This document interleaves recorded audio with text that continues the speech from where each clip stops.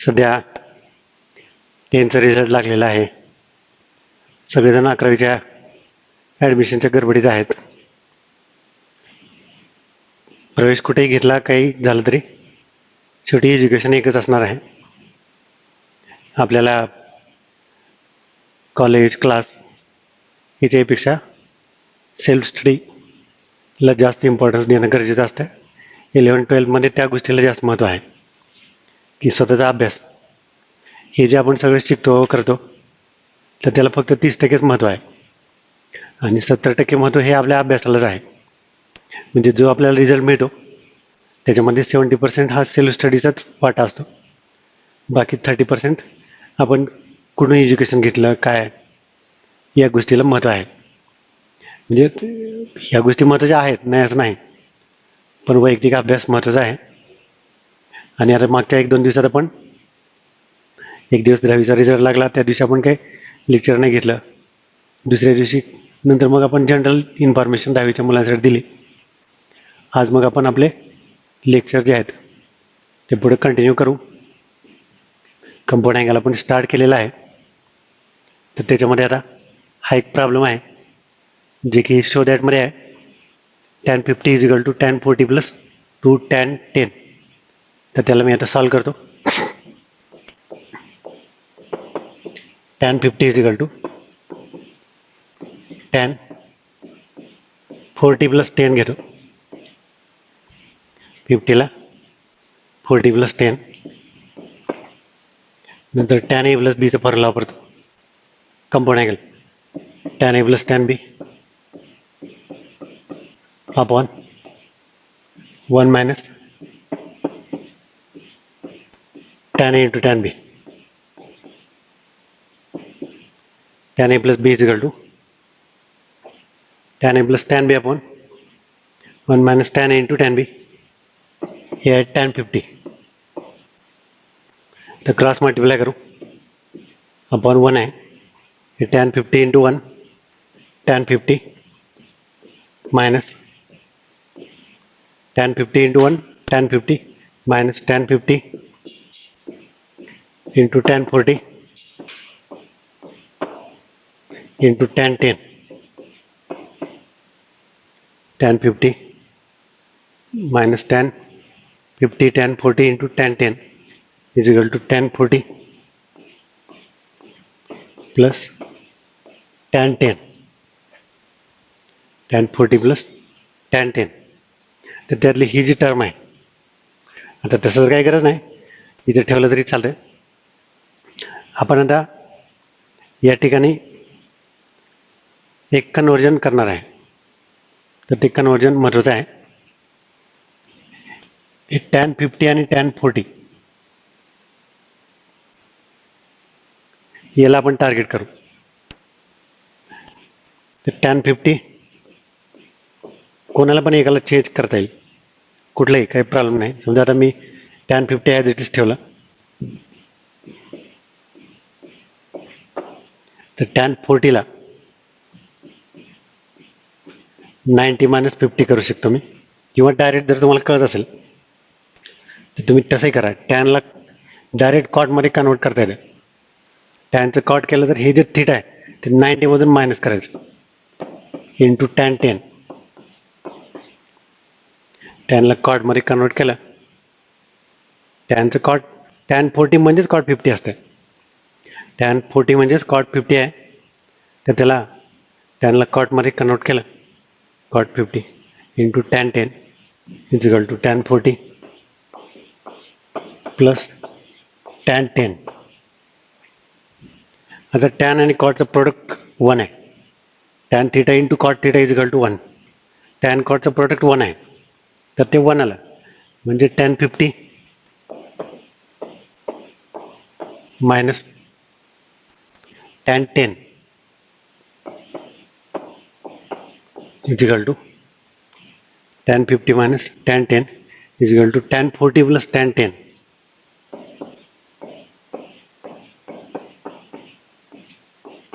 याला तिकडे शिफ्ट करा.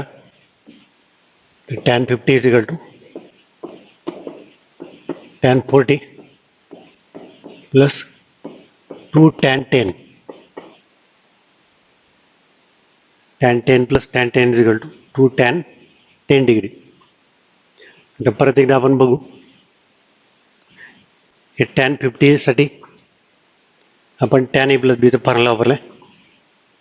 tan 50 ला tan 40 plus 10 tan a plus tan b upon 1 minus tan a into tan b. tan a plus tan b upon 1 minus tan a into tan b. आता cross multiply करा.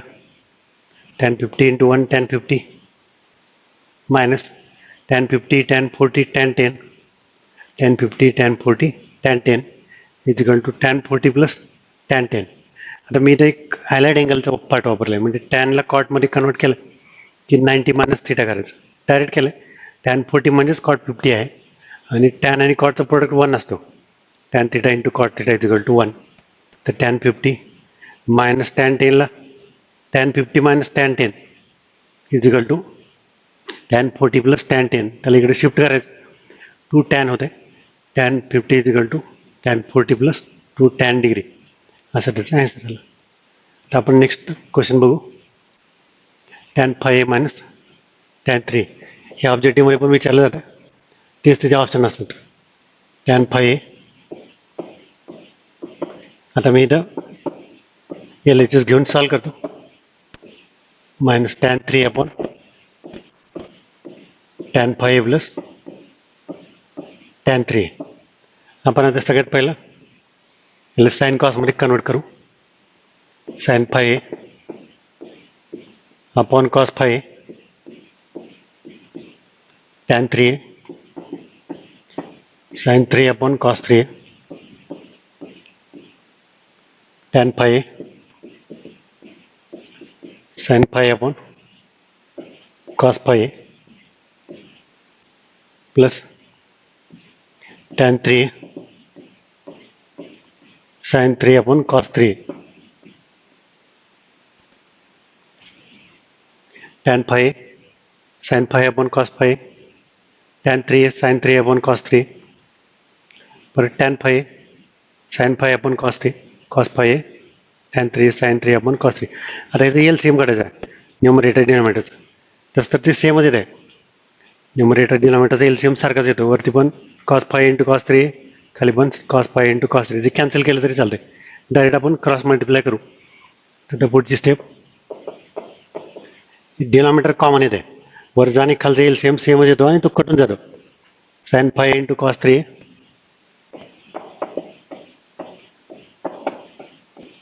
Minus cos 5 into sin 3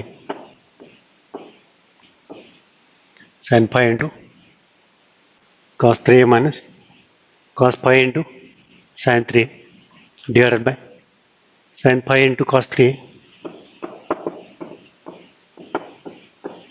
plus sin 5 into cos 3 plus cos 5 into sin 3.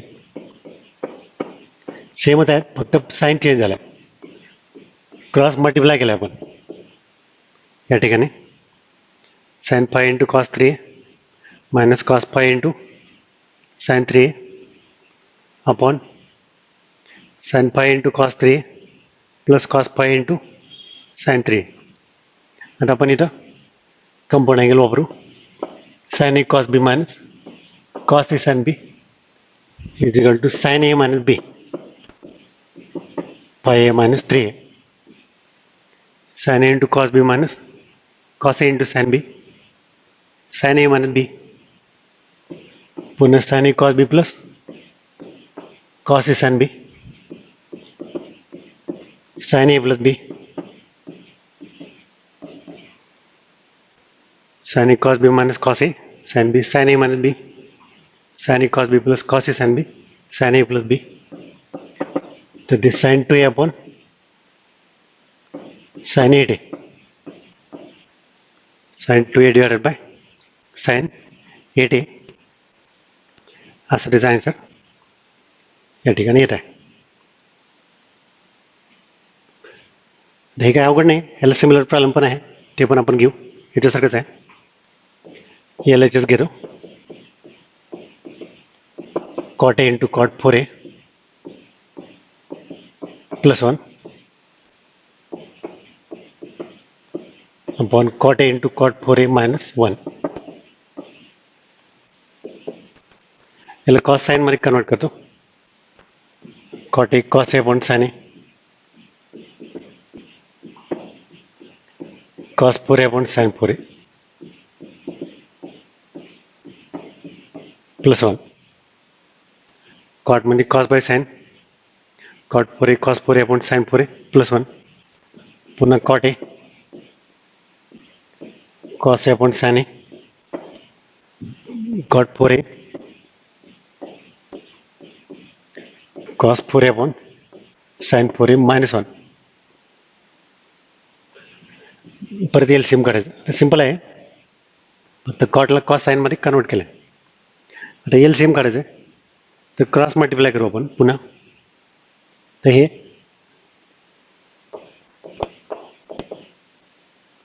Cos A into cos 4a plus sine A into sine 4a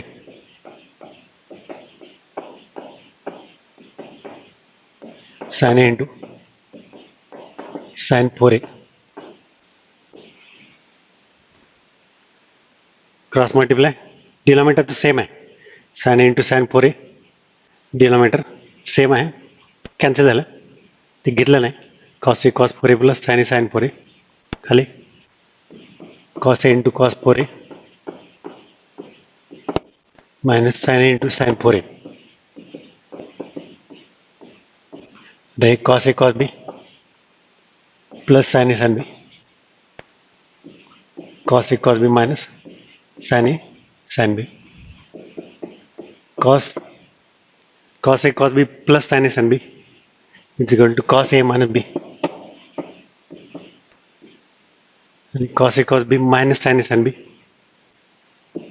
cos A plus बी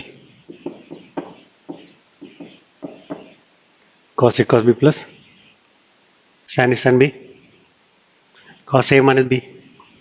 तर ते cos minus 3 येतं upon cos 5 आहे. परंतु cos of minus theta म्हणजे plus cos theta आहे. Cos minus आपण पकडत नाही, म्हणजे आपल्याकडे फॉर्म्युला आहे cos of minus theta is equal to plus cos theta. तर ते आपण या ठिकाणी वापरले. इथली मेन स्टेप ही आहे compound angle. Cos A cos B plus sine A sine B cos A minus B cos A cos B minus sine A sine B cos A plus B cos minus 3 cos 5 cos of minus theta is equal to plus cos theta. तर हे problem बघितले आपण. हे एक example बघू आपण. सोपं आहे, थोडंसं वेगळं आहे, पण काही प्रॉब्लेम नाही. मी डायरेक्ट टॅन ए प्लस बीचं फॉर्म्युला वापरतो, कारण आपल्याकडे ए प्लस बी टॅन ए आहे टॅन बी आहे आणि ए प्लस बी काढायचं. त्यामुळे टॅन ए प्लस बीचं फॉर्म्युला वापरतो. Tan A plus B is equal to tan A plus tan B upon 1 minus tan A into tan B. Tan A plus B tan A plus tan B upon 1 minus tan A into tan B. त्याची value ठेवू आपण. Tan ए म्हणजे 5/6 आहे, tan B 1/11 आहे,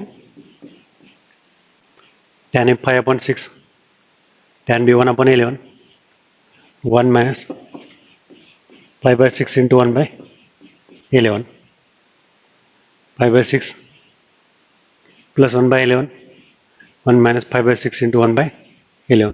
त्याचं LCM काढतात आहे 66. वरती पण आपण 66 घेऊ शकतो.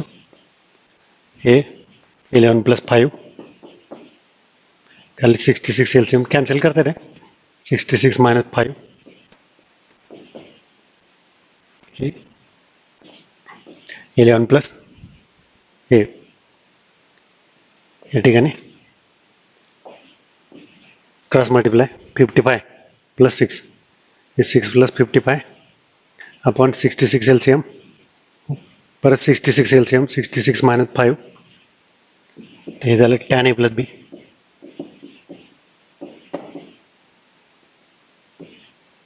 आता याला आपण कॅन्सल करू.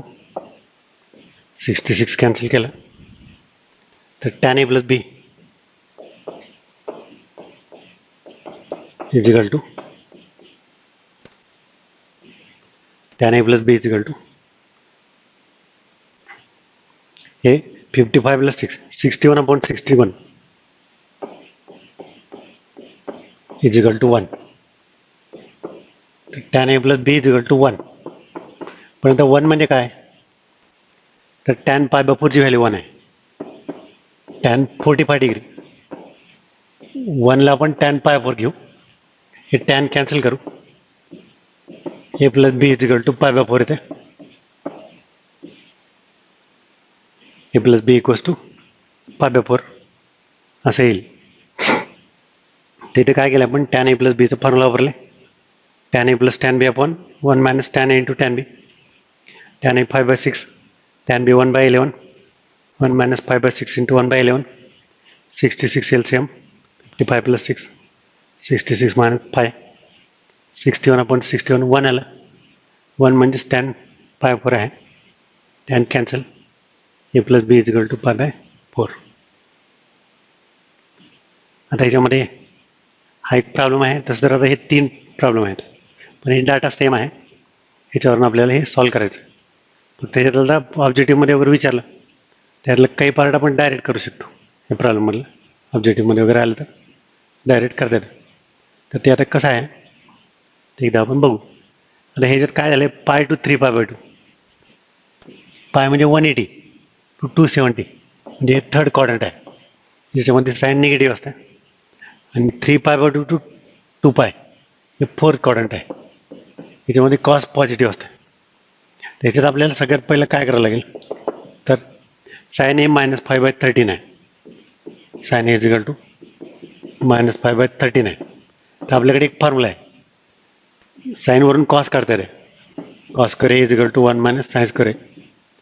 हा फॉर्म्युला वापरला या ठिकाणी 1 - 25/169 144/169. साईन एवरून कॉस हे काढलं, हे कॉस करे आहे. आता थर्ड क्वाड्रंटमध्ये कॉस पण निगेटिव्ह असते, त्याच्यामुळे हे -12/13 येईल. कॉस हे प्लस मायनस घेतात आहे रूट काढल्यानंतर, पण ते थर्ड क्वाड्रंटमध्ये कॉस पण निगेटिव्ह असते.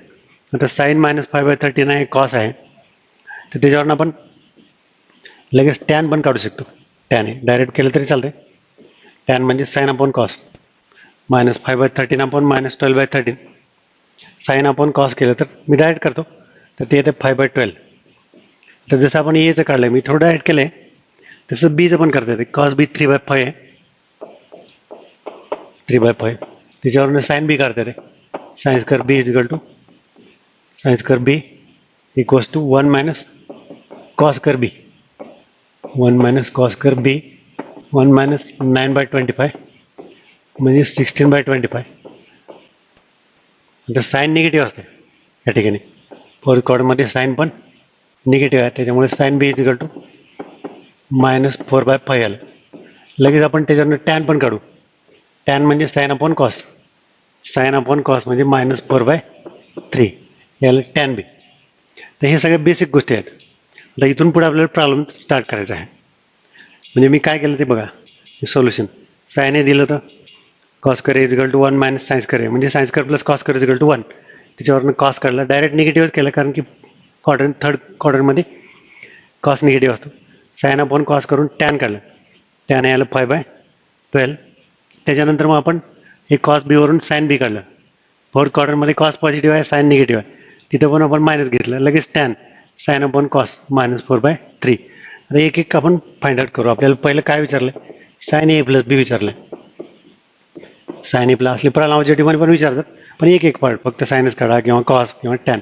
आता इथं 3 प्रॉब्लेम आहेत एकाच ठिकाणी, ते आपण एकत्र करू.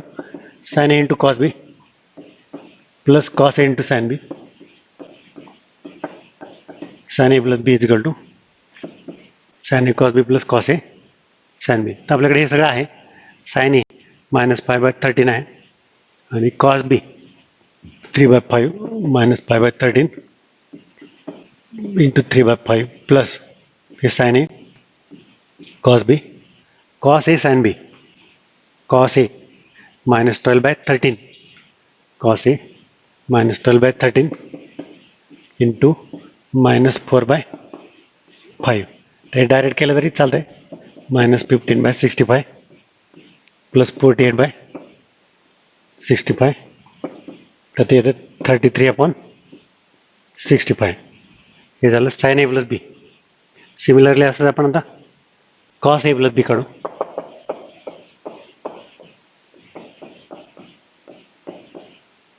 Cos A plus B is equal to cos A cos B minus sine A sine B. Cos A plus B equals to cos A into cos B minus sine A into sine B. आता cos A ची value -12/13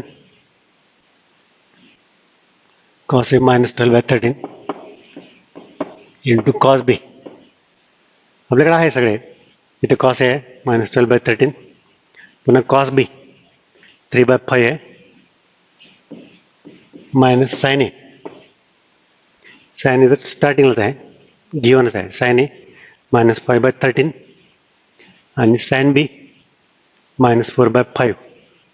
-5/13 -4/5